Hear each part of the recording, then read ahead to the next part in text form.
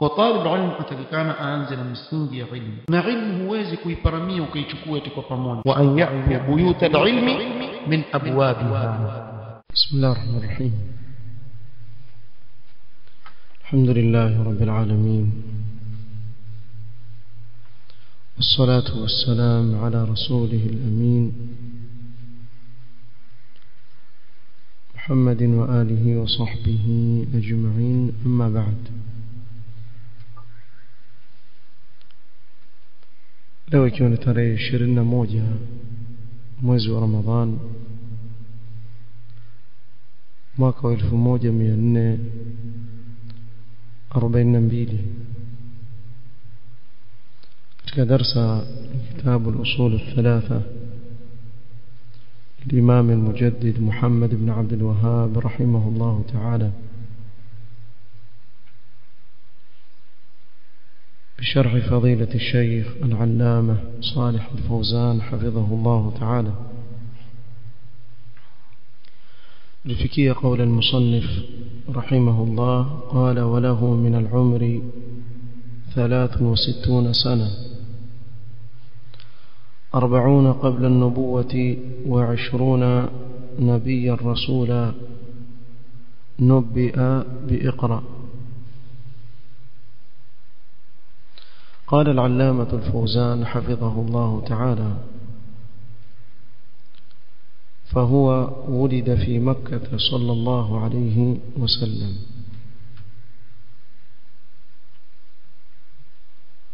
واسترضع في بني سعد عند حليمة السعدية. Mtume sallallahu alayhi wasallam alizaliwa katika mji wa Makka, na alipozaliwa ilikuwa ni katika ada ya Waarabu kwa watoto wanaozaliwa katika miji hupelekwa wakanyonyeshwa na akina mama ambao watoka katika sehemu za mashambani, kwa sababu katika miji mara nyingi kuna maradhi mengi, watu wengi kusanyika katika sehemu kama hizi. Kwa walikuwa wakiwapeleka watoto wao katika sehemu zile za mbali na watu, kwa sababu ya bia mwanzo, ili wapate afya wale watoto. Kadhalika walikuwa wakijifunza lugha fasaha ya Kiarabu kutoka kwa wale watu ambao watoka katika sehemu za badia, sababu wale ndio lugha yao haijaguswa na chochote. Almuhim, sababu nyingi wazitaja wanaovioni, walikuwa wakichukuliwa watoto kutoka katika miji kunyonyeshwa katika sehemu kama zile. Kwa Mtume sallallahu alaihi wasallam alinyonyeshwa na mwanamke wa kabila la Bani Sa'd, Halimatu as-Sa'diyya. ومات عبد الله أبوه وهو في بطن أمه. بابا yake Mtume sallallahu alaihi wasallam Abdullah alifariki akiwa Mtume sallallahu alaihi wasallam bado yupo katika tumbo la mama yake, hajazaliwa. ثم ماتت أمه بعد ولادته بقليل، kisha mama yake akafariki akiwa Mtume sallallahu bado ni mdogo. فحضنته أم أيمن الحبشية التي ورثها عن أبيه. akamlea Mtume sallama Ummu Ayman al-Habashiyya ambaye mama yake alimrithi kutoka kwa baba yake. وصار في كفالة جده عبد المطلب، akawa chini ya ulezi wa babu yake Abdul Muttalib kipindi kifupi. ثم مات عبد المطلب وانتقلت كفالته إلى عمه أبي طالب، kisha babu yake pia Abdul Muttalib akafariki, ulezi ukaenda kwa ammi yake Abu Talib, baba yake Ali ibn Abi Talib.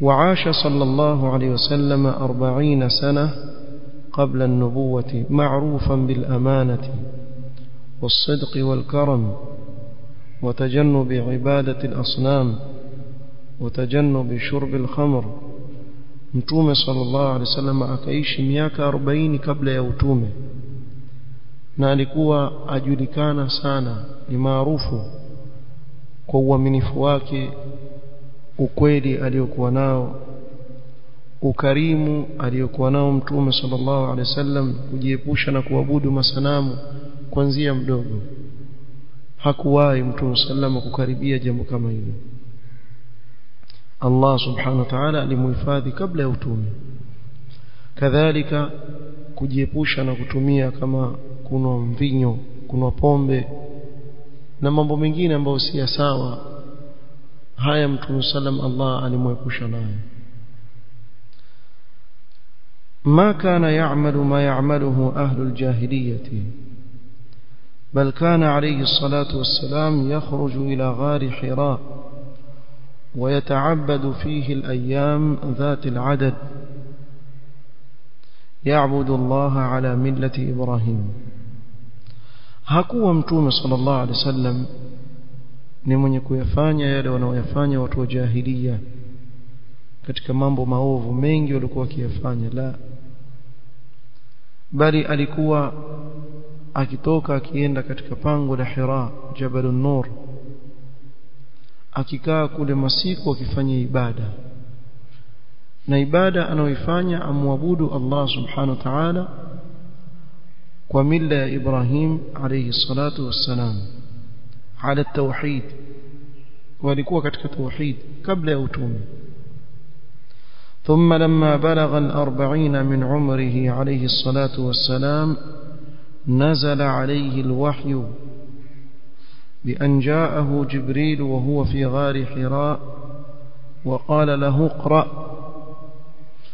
mtume sallallahu alaihi wasallam alipotimiza miaka 40 katika umri wake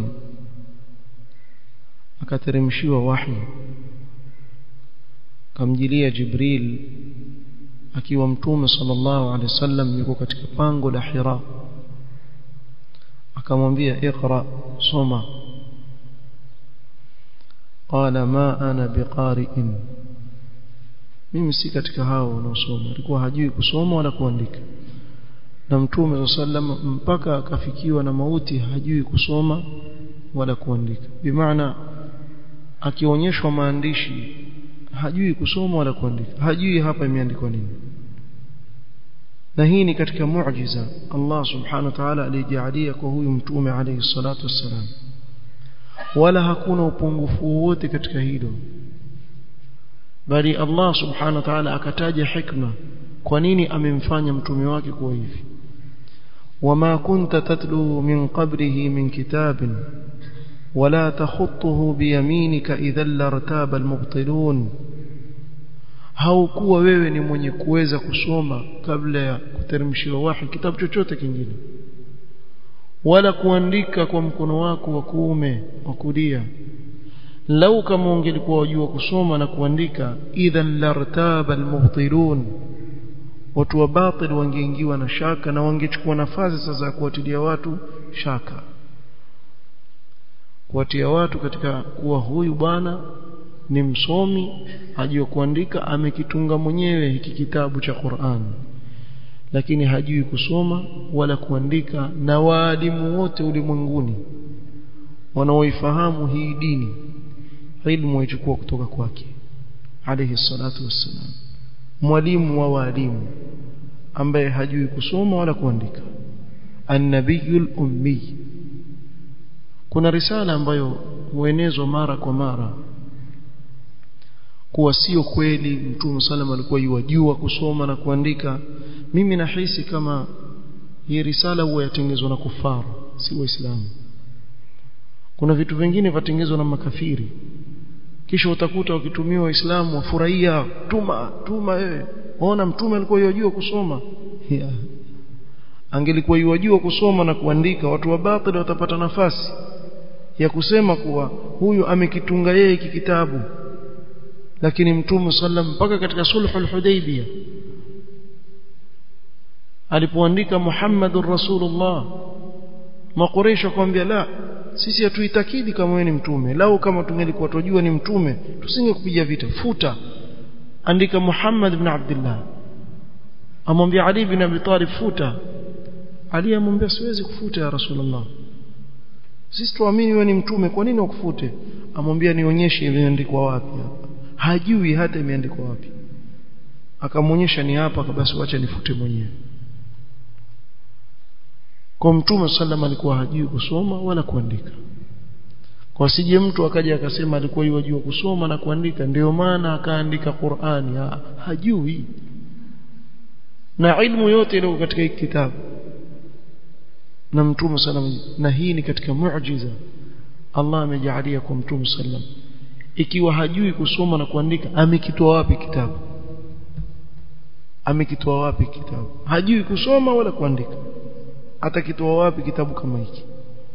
Na kuonyesha kuwa huyu ni mtume wa kweli wa Allah subhanahu wa ta'ala. Huyo akasema ma ana biqari, ay la uhsinu alqiraa, msijui kusoma. فضمه ضمة شديدة ثم أرسله. Jibril akamkamua Mtume sallam kisha akamwacha. Alimkamua mpaka Mtume sallam akahisi ule uzito wa kule kukamatwa na Jibril, kisha akamwacha. Waqala iqra, soma. Qala ma ana biqari, thumma dhammahu marratan thaniya. Mtume sanambia la, mimi sijui kusoma, si katika wenye kujua kusoma wala kuandika, sijui. Akampinya tena mara ya pili, akamkamua. Thumma arsalahu wa qala lahu iqra, mara ya tatu akamwachilia akamwambia soma. Qala ma ana biqari, faqala iqra bismi rabbika alladhi khalaq khalaqa al-insana min 'alaq. Na hapa kuna khurafatu wazafanywa na baadhi ya walimu wa madrasa, hasa madaris za khurafi. Mtoto akifika suratul alaq, nafikiri wazee wengine labda iliwapata hii, yule mwalimu ashika kikoto kisha akwambia iqra, hujafanya kitu wewe, iqra, sema iqra, mwalimu nini iqra? Mtume ambanwa wewe bwa kikoto tu. Wewe si dhalimu wewe. Uliona wapi Mtume salama akiwasomesha masahaba iqra kisha mpiga kofi? Iqra min lifinywa. Hii haimaanishi kuwa unapomsomesha mtu suratul alaq mtandike. Hata istinbati ya ajabu ya kikhurafi, hadi min alkhurafat. Yani kusema kuwa mtoto akisoma akifika iqra huku wamchapa huku wamsomesha, huku wamchapa huku wamsomesha. Hakuna kitu kama hicho. Wamdhulumu yule mtoto. Kwa mtu asichukue hili tukio akaanza kuliweka kuwa sasa mtu akifika iqra lazima akamuliwe, kama vile Mtume sallallahu alayhi wasallam amekamuliwa, basi na yeye tutamkamua. Hapa makosa. Unaweza kufikiria ni mzaa, kuna watu wafanye hiyo. Sahihi sidhani, sababu watu wamerevuka. Kumwambia mtu iqra mchapa, wewe mwalimu vipi? Akili yako timamu?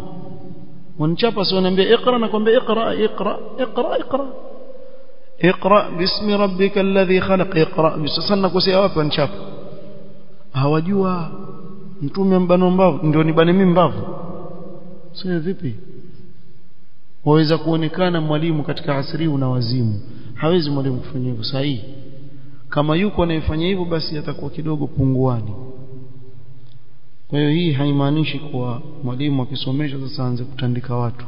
La, hadha min adh-dhulm, utakuwa mdhulumu yule mtoto.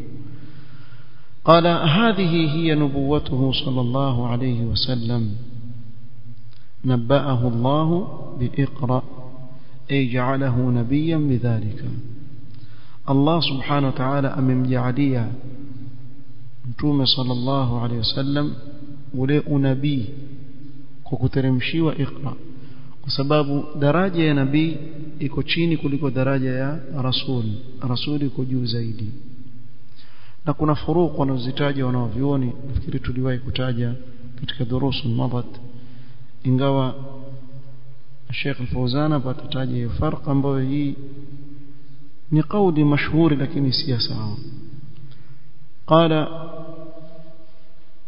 ثم ذهب إلى بيته يرتجف من الخوف kisha mtume sallallahu alaihi wasallam baada ya tukio hili na kukutana na Jibril akakimbia nyumbani atetemeka kwa hofu. Mara yake ya kwanza kuona hili jambo, hajawahi kuona kitu kama hiki. لأنه لقي شيئا ما كان يعرفه من قبل, sababu amekumbana na jambo ambalo alikuwa halijui kabla hapo, hajawahi kukumbana nalo. Amran hailan, jambo zito kubwa. فوجد زوجه خديجة رضي الله عنها فغطته وهدأته, nyumbani akampata mkewe Khadija radhiyallahu anha, akamtuliza, akamfunika, akamtuliza mumewe. وقالت له كلا والله لا يخزيك الله أبدا, haiwezekani Allah subhanahu wa ta'ala kukutia wewe katika khazai, kukutia wewe katika udhalilifu, kukutia wewe katika dhiki abadan. Kwa nini? Innaka la tasilu rahim, wewe waunganisha kizazi, wafanya mambo ya khairi, waunganisha kizazi. Watuqri dhaifa, na ukirimu wageni kwa kuandalia chakula chao, sehemu ya kulala. Mgeni akija wewe umkirimu sana. Watahmilu alkal, na yule aliye dhaifu hawezi kujisimamia mwenyewe, wewe wabeba majukumu kama yale ya kumsaidia.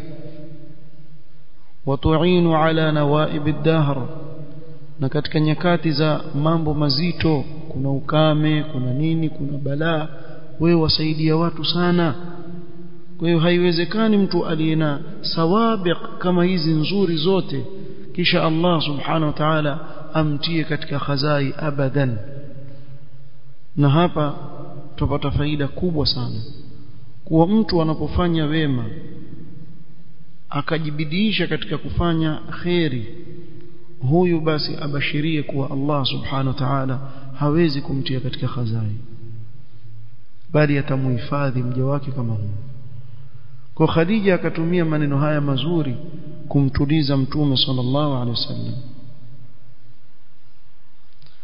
قال فوطأته وذهبت به إلى عمها ورقة ابن نوفل,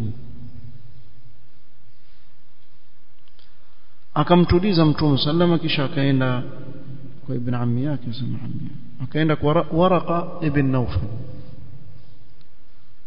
وكان قد تحنث وقرأ في الكتب السابقة تعبدا لله عز وجل. na Waraqa ibn Nawfal hakuwa katika dini ya Makuraish, bali Waraqa alikuwa ni mtu ambaye amesoma katika vitabu vilivyopita, na vitabu vya ahlul kitab, akawa amwabudu Allah subhanahu wa ta'ala kulingana na dini ya ahlul kitab. falamma akhbarahu bima ra'a, na alikuwa pia amesoma yani at-Taurat wal-Injil. alipompa habari mtume sallam Waraqa ibn Nawfal kwa yale aliyoyaona, qala hadha huwa an-namus alladhi kana yanzilu ala Musa, huyu ndiye yule malaika yani Jibril alayhi salatu wasalam aliyekuwa akishuka kwa Musa, sababu yeye amjua Musa, ndiye huyu. Kwa hiyo Waraqa ni katika watu wa mwanzo ambao waligundua kuwa mtume sallallahu alayhi wasallam, miongoni mwa watu wa mwanzo waligundua kuwa huyu ni mtume wa Allah alayhi salatu wassalam. Kisha ndio pale akamwambia, laiti kama ningelikuwa na nguvu, idh yukhrijuka qaumuka, pale watakapokutoa jamaa zako na kukufukuza hapa Makka, ya laiti nitakuwa na nguvu, la nasartuka nasran muazzara, ningekunusuru sana. Mtume sallallahu ndio mara ya kwanza aambiwa na huyu mtu mzima, ya laiti ningelikuwa na nguvu wakati watu wako watakutoa hapa Makka.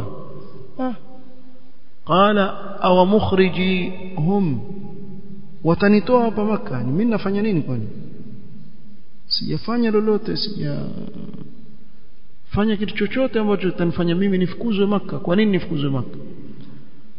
Akamfahamisha kwa maneno ambayo ni qaida na ni sunna Allah subhanahu wa ta'ala ameiweka katika ulimwengu ma jaa ahadun bimithli ma ji'ta bihi illa udi hakuna mtu yoyote atakuja na mfano wa hili uliokuja nalo wewe ya Rasulullah isipokuwa atafanyiwa uadui kwa yoyote anayeshikamana na da'wa ya mtume Muhammad sallallahu alaihi wasallam namna alivyokuja nayo mtume sallallahu alaihi wasallam basi ajue kuwa atapata upinzani lazima atafanyiwa uadui na ndio maana kaona wengi katika watu hukimbia huu mfumo aliotuachia mtume sallallahu alaihi wasallam na masahaba wake kwa sababu ndani yake kuna watu wengi ambao hawawapendi wanaoshikamana mfumo huu wengi mtu akaona ya nini bwana fujo na watu mimi naona afadhali nikae salama salimini kivipi atazungumza mawadhi ambazo ni muhimu katika dini lakini ambazo hakuna mtu mwingine ataleta upinzani lakini pia humo pia atapata nini atapata upinzani usifikiri utasalimika si maadamu ni yale aliyokuja na mtume sallam utapata upinzani lakini upinzani wake kidogo na afadhali kwa hivyo tuzungumzie mambo ya ndoa na mambo ya ndoa hakuna nani ambaye atakuoa watu wakitajua kuoa tu kila mtu acheka nyinyi hata wazee pia uteka sasa ukamwambia captain sasa utaoa mke wa pili mwangalie captain acheka angalia hakuna mtu atajua ndoa isipokuwa yacheka watu wote wacheka wafurahi sio sababu ni jambo ambalo kila mtu alipenda sio kwa hivyo nianze hapa nizungumze maudhui yetu ndoa tu ndoa nini bibi atakana ukae naye hivi na ni maudhui muhimu ama si muhimu ni muhimu watu wahitaji jambo kama hili lakini akawacha lile ambalo lilikuwa litangulizwe mwanzo kulingania watu katika tauhid watu wakaifahamu itikadi sahihi ya Muislamu na utakana awe nayo akafundishwa kuhusu kufuata namna alivyokuwa Mtume sallam na masahaba kukataza kutokamana watu kufanya shirki na kukataza mambo ya bid'a katika dini haya yalikuwa yaje mwanzo kisha mengine yafuate lakini watu wakayakimbia haya ya mwanzo kwa sababu ukishikamana na yale ya mwanzo yale lazima utafanywa nini utafanywa uadui kama alivyofanywa Mtume sallallahu alaihi wasallam kwa habari zikawa ni kama namna hii قال وارسل بالمدثر nafikiri ina maelezo marefu kidogo kwa mpanga nizungumzie lakini mwache